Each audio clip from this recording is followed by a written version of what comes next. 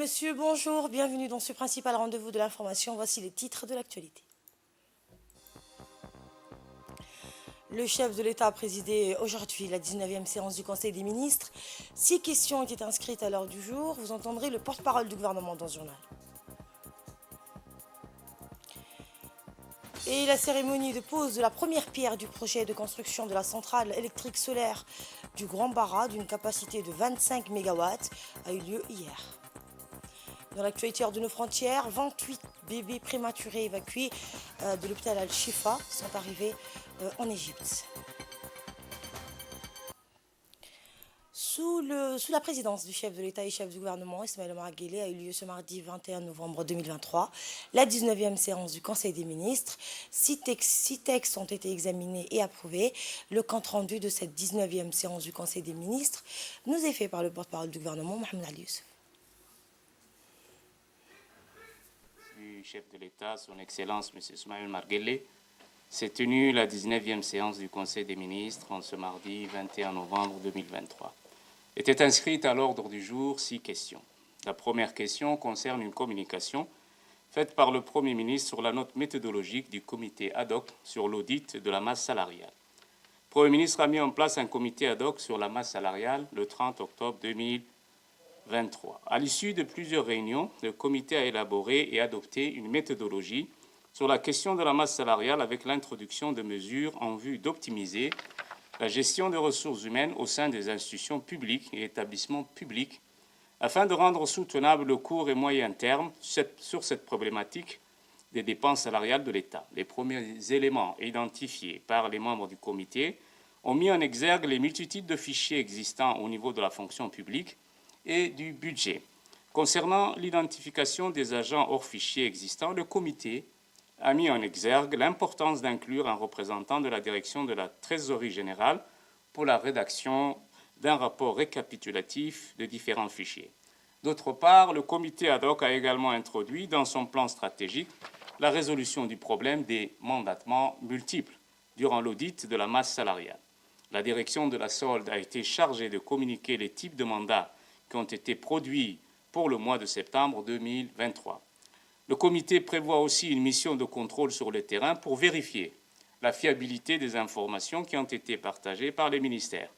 Enfin, une analyse macroéconomique et microéconomique est prévue pour évaluer d'une part la masse salariale par secteur selon des ratios liés au PIB et d'autre part les recettes intérieures. Le comité ad hoc devra établir un rapport final dans une période de 12 mois. La deuxième question est relative à un projet de décret portant sur la protection de l'attraction touristique des requins-baleines à Djibouti. Le tourisme est une industrie à croissance rapide et les requins-baleines gagnent de plus en plus en reconnaissance. La demande pour le tourisme axé sur les requins-baleines augmente dans le monde entier, y compris à Djibouti. Mais cela constitue à la fois une menace et une opportunité. Ce projet de décret vise à réglementer les comportements des individus et des opérateurs touristiques. L'élaboration de mesures de protection permettra de maintenir l'attraction des requins-baleines à Djibouti, qui est important pour la promotion et le développement du secteur du tourisme. Et Djibouti fait partie donc des rares pays au monde où les requins-baleines y séjournent, donc en s'approchant des côtes marines. Et c'est tout naturellement que Djibouti veille à préserver cette attraction qui est un atout majeur pour la promotion de la destination de la République de Djibouti, destination bien entendu touristique. La troisième question concerne un projet d'arrêté portant approbation du budget prévisionnel 2024 de l'aéroport international de Djibouti. Le budget prévisionnel 2024 de l'aéroport se présente en produit à 3 milliards 84 millions de francs Djibouti et en charge à 2 milliards 980 millions de francs Djibouti avec un résultat net de 104 millions de francs Djibouti. L'investissement se situe à hauteur de 80 millions de francs Djibouti. Plusieurs facteurs expliquent ce résultat positif, à savoir la reprise de la facturation des aéronefs survolant notre espace aérien, la hausse des recettes commerciales, notamment publicitaires, ainsi que les frais de parking suite à l'inauguration du nouvel aérogare, l'augmentation des redevances domaniales, l'arrivée prévue de nouvelles compagnies aériennes comme Saudi Airlines. Néanmoins, l'aéroport rembourse des prêts contractés pour le nouvel aérogare l'achat de camions à incendie et la construction d'une nouvelle tour de contrôle, ainsi que la réfection de la chaussée donc aéronautique. La quatrième question est relative donc à un projet d'arrêté portant approbation du budget prévisionnel 2024 de l'ODEC, l'Office djiboutien de développement de l'énergie géothermique. Ce budget 2024 de l'ODEC s'équilibre en produits et en charges à 592 733 000 francs djibouti. Les dépenses de fonctionnement sont évaluées à 206 733 000 francs djibouti et les dépenses d'investissement sont estimées à 386 millions de francs djibouti. Malgré ce contexte financier particulier, l'ODEC n'a ménagé aucun effort pour atteindre ses objectifs dans le cadre du programme du budget prévisionnel 2023 et en accord avec sa stratégie sur 10 ans, 2020-2030, et son plan d'action de 4 ans, 2020-2024. Après avoir finalisé tous les travaux nécessaires pour le programme de forage de Galalekoma et de Hanle Garabeis, à savoir donc la finalisation des travaux de génie civil, la réalisation des travaux de premier forage d'exploration géothermique sur la prospection géothermique de Galalekoma avec une profondeur de 1450 mètres. Pour le programme de forage de Hanle Garabeis, le lancement du programme de forage est prévu au cours du deuxième semestre de l'année 2024 et ce budget donc est élaboré dans un contexte d'accélération du programme de développement à grande échelle des ressources géothermiques dont notre pays regorge. Et le Conseil des ministres s'est également penché sur les autres textes inscrits à l'ordre du jour. Réécoutons le porte-parole du gouvernement. La cinquième question est un projet d'arrêté portant approbation du budget prévisionnel d'électricité de Djibouti. Le budget prévisionnel 2024 de l'EDD est arrêté en produit à 34 milliards de francs et en charge à 33 milliards de francs Djibouti, avec un résultat prévisionnel de 948 millions de francs Djibouti. L'élaboration de ce budget s'inscrit dans un contexte très optimiste d'une augmentation de la qualité d'énergie produite et d'une augmentation des branchements des foyers, notamment dans le cadre du projet d'électrification durable. Ce projet de budget prévoit un volet d'investissement de plus de 13 milliards, consacré essentiellement à la réalisation des projets d'envergure, le projet de création d'un centre de relations clients, le projet de développement des réseaux nationaux interconnectés, la construction de la centrale de production de 100 MW à Damerjog, le projet de la seconde ligne d'interconnexion, le projet d'une centrale solaire au Grand Bara et le projet d'alimentation des logements Nassib et de la Fondation Droit au logement. En 2024, EDD prévoit le déploiement des compteurs à paiement à tout objectif visé et l'amélioration de la performance du recouvrement des recettes. La sixième question concerne un projet de loi portant adoption des comptes financiers du Centre de recherche d'information et de production de l'éducation nationale, plus connu sous le nom de CRIPEN, pour les exercices 2020, 2021, 2022. Les comptes du CRIPEN se présentent en produits et en charges pour 2022 à 294 204 000 francs en produits et 290 813 000 francs en charges, avec un résultat net de 3 390 000 francs Djibouti. Le CRIPEN n'a pas contracté de dette auprès des établissements de crédit. Les comptes du CRIPEN 2020 et 2021 ont été présentés au Conseil. Ces exercices démontrent donc un produit à 351 920 000 francs et une charge à 355 443 000 francs Djibouti pour 2021 et pour 2020 en produit à 303 millions de francs Djibouti et en charge à 350 328 000 francs Djibouti. L'amélioration des ventes des livres a permis donc une augmentation des recettes du CRIPEN. En fin de conseil, le ministre de l'Intérieur a fait une présentation au Conseil sur le nombre de véhicules qui circulent à Djibouti et leur état. Il existe à peu près 89 000 véhicules qui circulent en ce moment en République de Djibouti. Je vous remercie.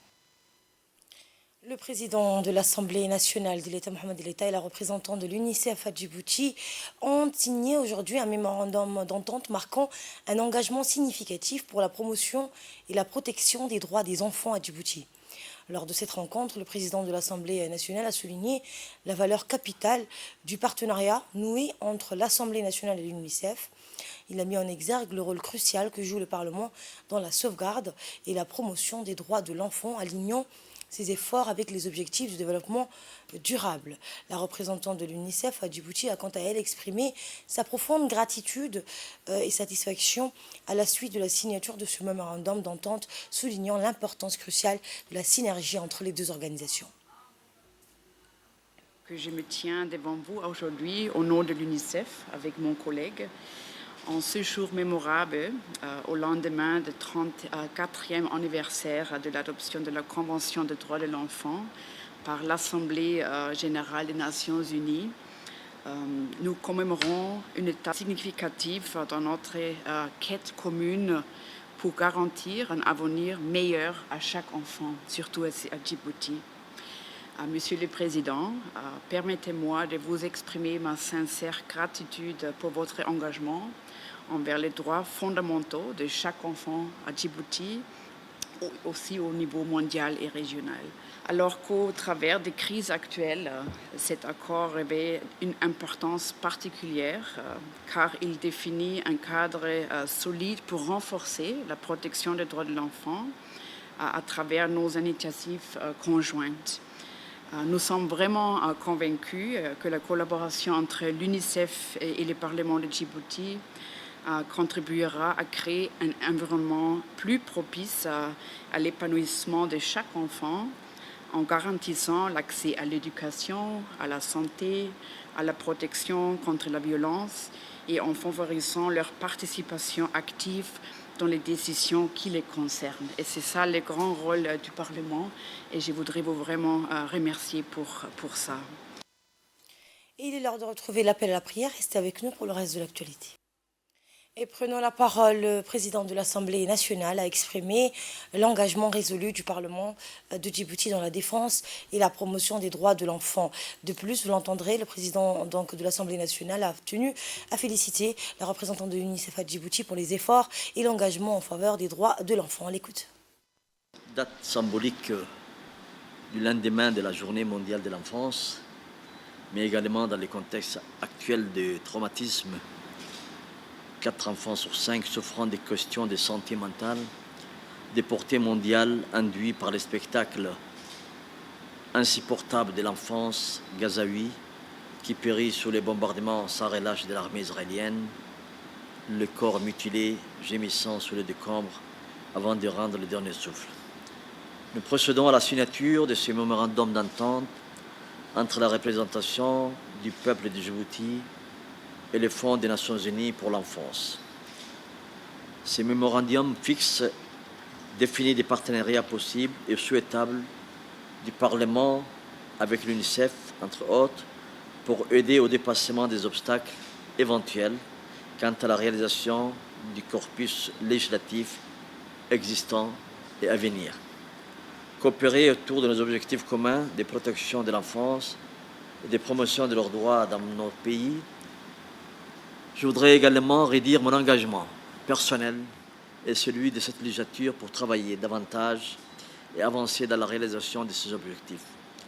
Je souhaite vous féliciter pour votre engagement personnel dans le cadre de votre travail pour servir les plus vulnérables d'entre nous, contribuant ainsi à l'édification d'une meilleure humanité au sens propre du terme.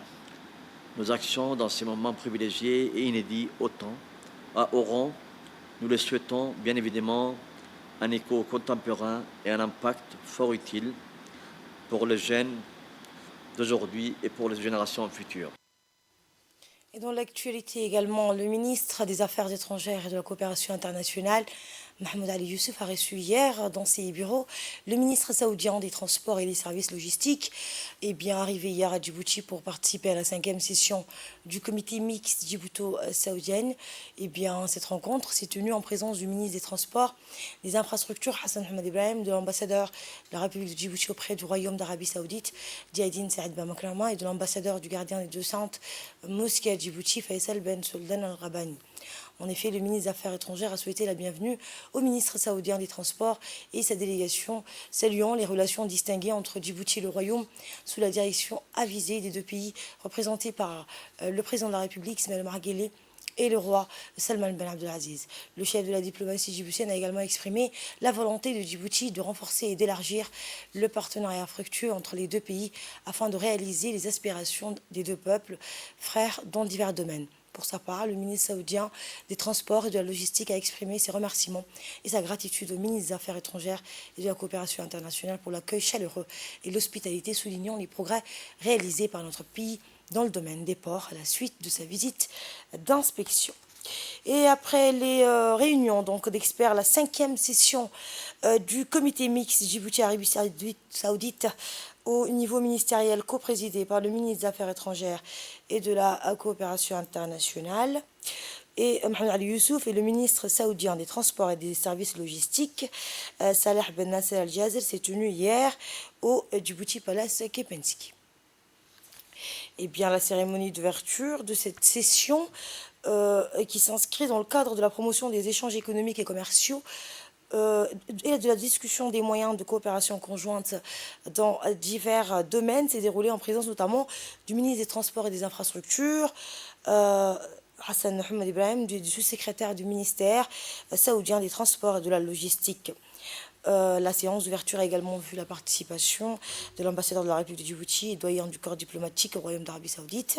La convocation de ce comité mixte périodique s'inscrit également dans le cadre d'une démarche permanente de coordination et de concertation sur l'ensemble des plans adoptés conjointement par le président de la République et le roi de l'Arabie Saoudite. Le ministre saoudien a dans son intervention indiqué que la réunion intervient après l'approbation des gouvernements des deux pays, à savoir le Royaume d'Arabie Saoudite et la République de Djibouti, d'élever le niveau de la présidence du comité mixte au niveau ministériel, ce qui confirme la fierté des deux pays qui entretiennent des relations solides et profondément enracinées qui durent depuis plus de 46 ans. Et qui se développent de jour en jour, ce qui reflète clairement et s'épanouissent, et de nombreuses réalisations se développent de jour en jour, dont la plus importante est l'augmentation du volume des échanges commerciaux entre le Royaume et Djibouti. Le volume des échanges commerciaux entre les deux pays au cours des 5 dernières années, a-t-il dit, ayant atteint 2,7 milliards de rials. Nous culminons également notre travail cette année, a-t-il indiqué, avec la signature d'un certain nombre de protocoles d'accords dans les domaines des services de transport et de logistique, de l'échange d'informations et de la coopération dans le domaine de la radio et de la télévision, ainsi que dans le domaine de l'élevage. Pour sa part, le ministre des Affaires étrangères, Mohamed Ali Youssouf, a souhaité la bienvenue au ministre saoudien et à la délégation qui l'accompagne. Nous avons pu, ces dernières années, établir divers cadres juridiques pour promouvoir la coopération bilatérale à travers la mise en place de nombreux mécanismes de travail conjoints dans divers domaines d'intérêt commun. Le ministre a salué le dynamisme actif qui caractérise désormais les relations de fraternité et de coopération et le désir croissant qui les entoure de renforcer et de développer leur chemin au profit des deux pays et des deux peuples frères. Il ne fait aucun doute que notre réunion d'aujourd'hui constitue une nouvelle pierre angulaire de ce parcours distingué. Dans ce contexte, nous appelons à une plus grande implication des acteurs économiques et du secteur privé des deux pays pour stimuler la coopération économique et d'investissement et développer les échanges commerciaux afin de parvenir à des projets communs et des partenariats à dimension stratégique qui profitent aux deux parties et servent de modèle attractif pour la coopération et l'intégration régionale. Et par la suite, la délégation du Royaume d'Arabie Saoudite, conduite par le ministre saoudien des Transports et de la Logistique, a effectué une visite aux différentes infrastructures portuaires de Djibouti, notamment la SGTD, le DMP et le PDSA.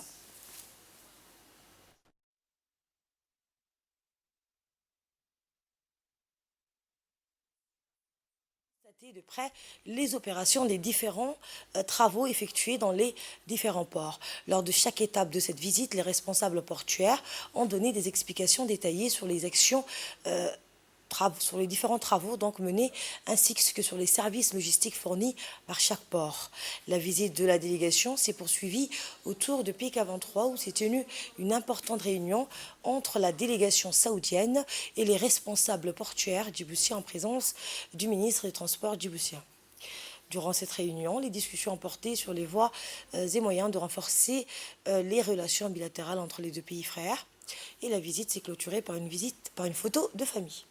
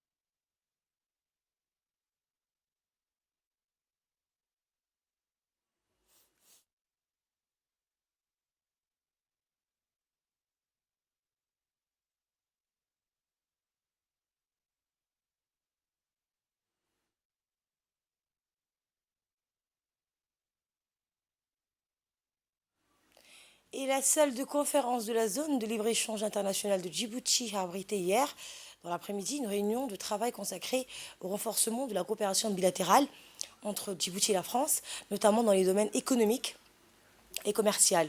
La réunion a été présidée par le ministre des Transports et des Infrastructures, Hassan Hamad Ibrahim, en présence notamment du président de l'autorité des ports et des zones franches, Aboubakar Omar Hadi, ainsi que d'une délégation du mouvement des entreprises de France, MEDEF, conduite par le président d'Africa Global Logistique, le président du Conseil des entreprises françaises en Afrique de l'Est, Philippe Labonne, et l'ambassadrice de France accréditée à Djibouti. Au cours de cette réunion, les deux parties ont passé en revue les liens historiques d'amitié entre Djibouti et Paris, ainsi que les perspectives de coopération et de partenariat fructueux qui unissent les deux pays. D'autre part, la délégation française a suivi une brève présentation sur les grands progrès réalisés par notre pays dans le domaine des ports et des zones franches, les projets de développement en cours, ainsi que la position stratégique du pays et les opportunités d'investissement qui s'offrent aux entreprises françaises. La partie française s'est déclarée donc satisfaite de la solidité des relations franco-djiboutiennes, soulignant sa volonté de profiter des opportunités économiques et d'investissement. Qu'il atteignait plus de 30 mouvements par heure et main, même jusqu'à 33 mouvements. Donc vous êtes très productif. Mais le port, c'est le premier maillon d'une chaîne logistique. Donc nous sommes ici avec le MEDEF pour une délégation du MEDEF composée de 13 entreprises de toute taille. Il y a des PME, il y a des start-up, il y a des secteurs des services, il y a des secteurs de l'industrie qui veulent développer le courant d'affaires avec votre pays et avec des hommes d'affaires et femmes d'affaires de votre pays. Et pour sa part, le ministre des Infrastructures, Hassan Hamad Ibrahim, a réaffirmé les relations fortes existant entre la République de Djibouti et la France, exprimant son aspiration à relever le niveau des échanges pour répondre aux aspirations des deux peuples amis. On l'écoute. Eh bien, comme nous le savons tous, Djibouti est un pays côtier de la mer Rouge qui bénéficie d'une position, comme il vient de dire, d'une position géostratégique privilégiée entre trois continents. Cette position la place idéalement à la deuxième route mondiale la plus utilisée, la plus fréquentée. Et surtout, presque 90% du trafic maritime par cette voie maritime qui est Bab el-Mandeb, comme nous le connaissons tous. Aussi, le pays connaît la stabilité politique et la paix sociale, ce qui constitue un atout non négligeable dans une région mouvementée. Donc, de par sa position géostratégique, depuis bientôt 2 décennies, Djibouti a pour vocation de devenir un hub régional dans le domaine commercial, financier, voire logistique et voire même énergétique. Djibouti a investi quand même dans de grands chantiers, dans des infrastructures, en réalisant bien sûr, hormis l'ancien port qui existait, 6 ports, 3 dans la capitale et 3 dans les régions. Sous l'égide du ministre de l'Énergie chargé des ressources naturelles, Yonis Ali Guedji, a eu lieu hier au Grand Para la cérémonie de pose de la première pierre du projet de construction de la centrale électrique solaire du Grand Para d'une capacité de 25 MW. Cet événement s'est déroulé en présence du ministre de l'Intérieur, Saïd Nouhassan, des parlementaires de la région d'Ali Sabié, du préfet et du président du conseil régional de la ville, du président du directeur général de la société Amea Power, Hussein Al-Nowes, du directeur général du Fonds souverain de Djibouti, Salim Fariani, du directeur général adjoint de l'électricité de Djibouti, Aboubakar Hassan Guessoud, des hauts responsables des institutions publiques, des cadres du ministère de l'Énergie chargés des ressources naturelles, des locales ainsi que des représentants de la population de la région d'Ali Sabi.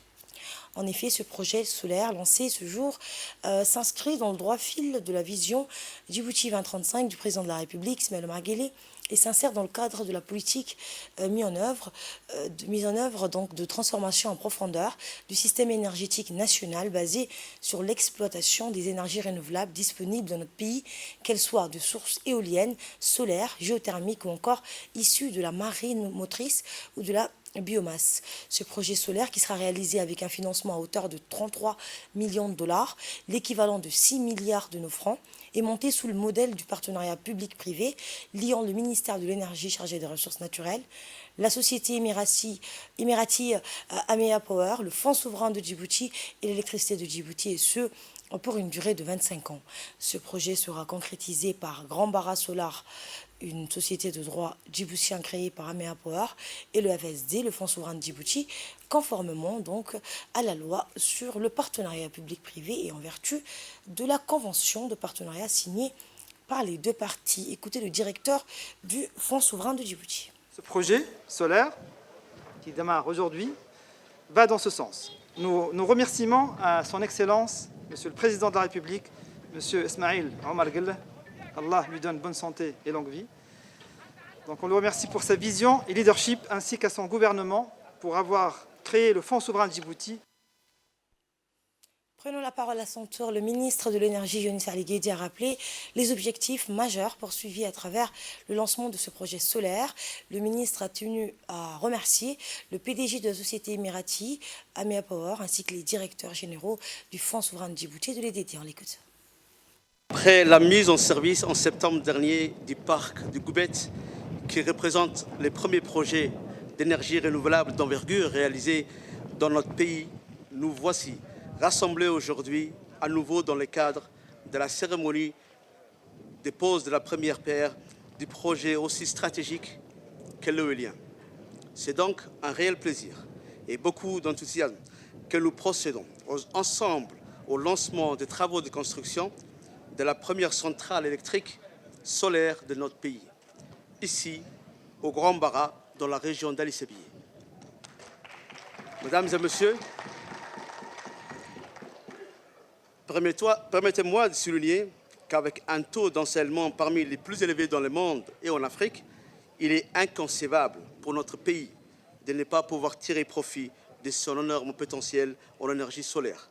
En effet, eu égard à la forte disponibilité du rayonnement solaire sur toute l'étendue du territoire national, l'exploitation de l'énergie solaire s'avère être l'une des solutions énergétiques la moins coûteuse, la plus économique pour augmenter la capacité de production énergétique de notre pays. Malgré le long chemin parcouru, semé d'embûches, retardant la mise en œuvre de ces projets solaires dans notre pays, pour cause des différents problèmes et scénarios depuis une dizaine d'années, le gouvernement de Djibouti n'a ménagé aucun effort pour garder le cap. Et aujourd'hui, 20 novembre 2023, cette date historique sera gravée dans la mémoire du Grand Bara. Cette cérémonie qui nous réunit aujourd'hui marque le lancement effectif des travaux de construction de la centrale électrique du Grand Bara. C'est pour souligner combien ma joie est grande en ce jour où notre pays franchit un pas de plus vers l'atteinte de l'objectif de souveraineté énergétique. Dans le cadre des activités du 100e anniversaire de la République de la Turquie, le département de la Bibliothèque et des Archives nationales a abrité hier une exposition de photographies intitulée « Les merveilles de la Turquie », organisée par l'ambassade en collaboration avec l'Agence nationale pour la promotion de la culture. La cérémonie d'ouverture s'est déroulée en présence de la ministre de la Jeunesse et de la Culture, Ibo Momen Assoué, du ministre des Affaires musulmanes et des Biens Warf, Momen Hassan Baleh, l'ambassadeur de la République de la Turquie à Djibouti, 5 Uraz, et des représentants diplomatiques résidant à Djibouti. Cette exposition de photos permettant l'exploration, voire l'immersion dans l'histoire, les vestiges, les monuments archéologiques, les paysages pittoresques et les beautés de la Turquie a suscité parmi l'assistance, la contemplation et l'admiration d'une nation millénaire, riche de culture, trait d'union entre l'Europe et l'Asie. Dans une allocution prononcée à l'occasion, l'ambassadeur de la République de Turquie a tout d'abord remercié l'assistance pour sa présence, saluant au passage l'appui et la collaboration du ministère de la Jeunesse et de la Culture par le biais de son Agence nationale pour la promotion de la culture. L'Institut Younis Emre et la TFMD depuis 2018, cette institution récompense également les merveilles de la Turquie dans le cadre du concours photo de presse de l'année qui est organisé sans interruption depuis 1985, a précisé l'ambassadeur, ajoutant dans la foulée que cette exposition est présentée dans 15 pays à travers le monde.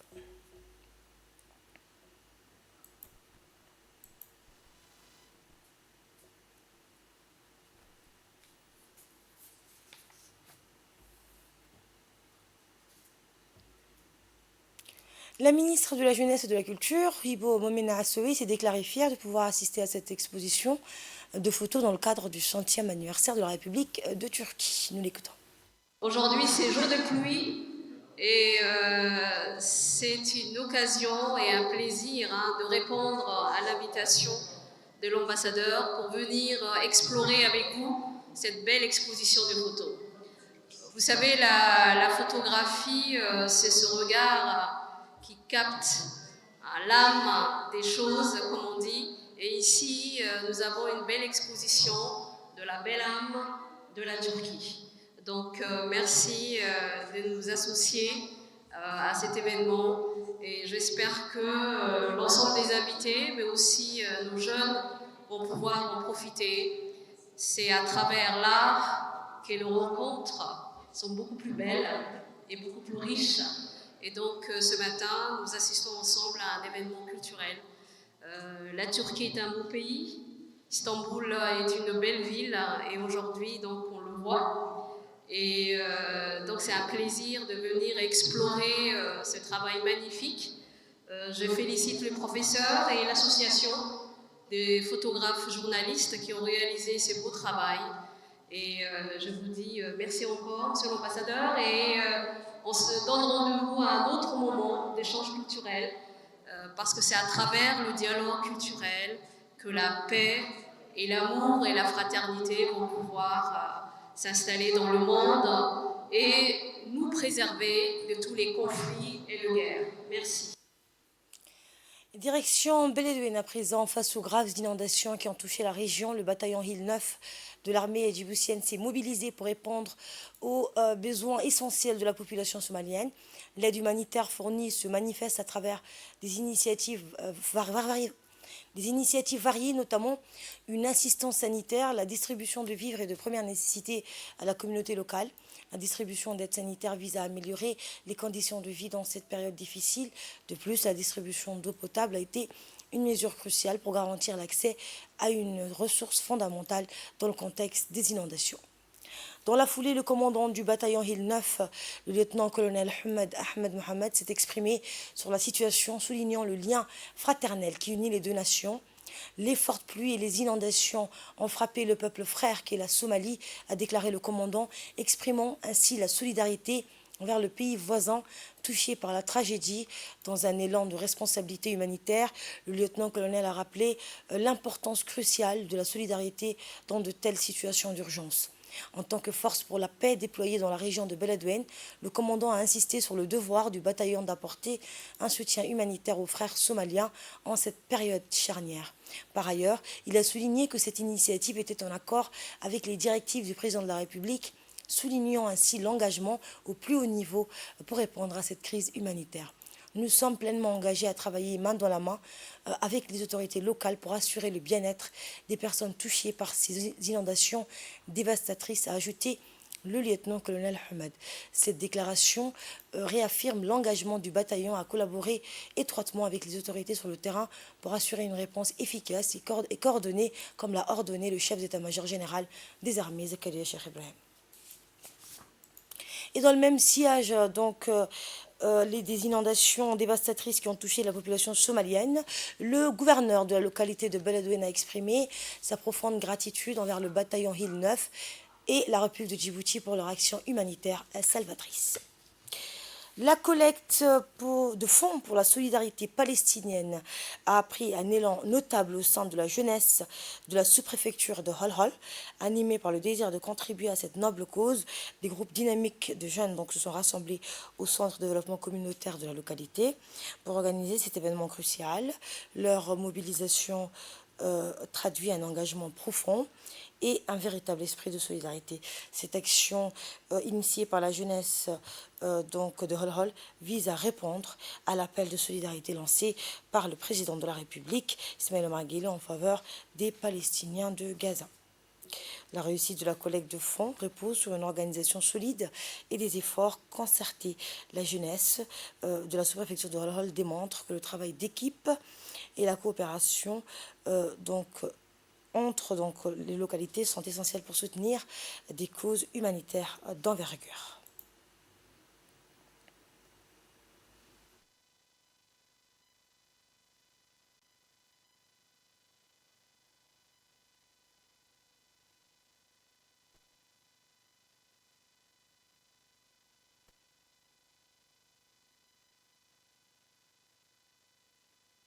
Aujourd'hui, on s'est réunis pour aider le peuple palestinien qui souffre depuis 1 mois et quelques jours. Donc on est là à partager la douleur des Palestiniens. Autant que sous-préfet de la localité de Holol, j'ai réagi en masse, sans faire la distinction. Les âgés, les vieux, les jeunes, tout le monde a participé en masse. La solidarité, on va faire des Palestiniens. Donc je déclare ici que le secteur de Holol ont tout participé sans distinction, en commençant de Goubeto, Ar-Raha, Bi'ili, Beyadei, Kabah. Donc on est tous à côté des Palestiniens.